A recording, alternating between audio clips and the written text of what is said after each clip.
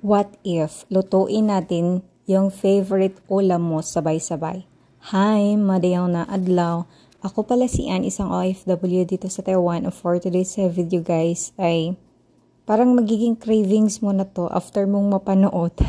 For today's video ay magluto tayo ng sinabaw na baka, tapos hipon at pork pinakupsan.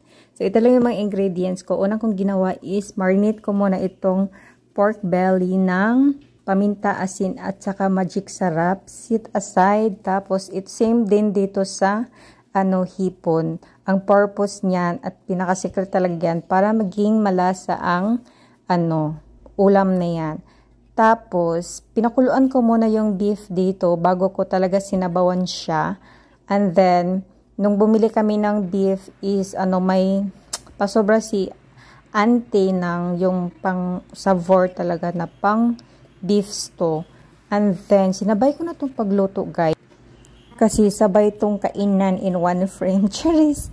So itong pala medyo matigas tong beef kaya stay muna namin para malambot talaga siya. At ito malambot na nga siya. At tinimplahan ko lang ng asin at saka magic sarap. O diba? Magic talaga ang sarap. Tapos ito na nga. Dito ko na binaliktad yung pork belly kasi ang purpose niyan talaga guys is para malambot. Pork pinakupsan to and then hindi masyadong marami yung asin at saktong-sakto lang.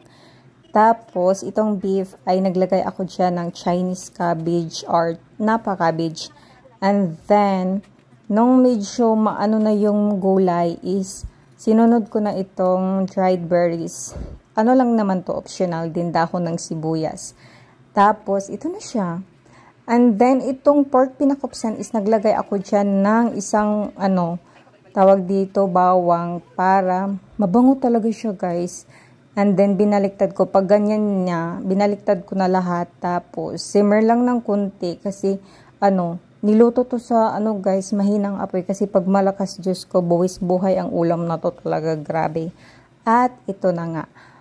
Ready to serve na yan. And then, ang next kong niluto as itong hipon.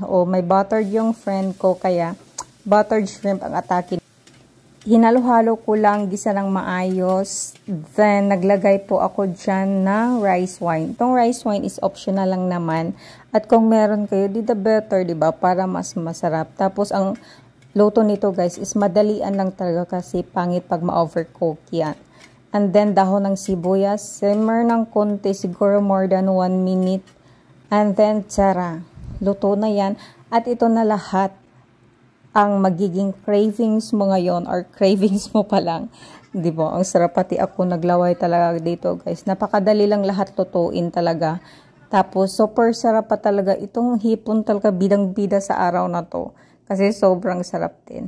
So, may sausawan pa dito na maanghang. Kain po tayo.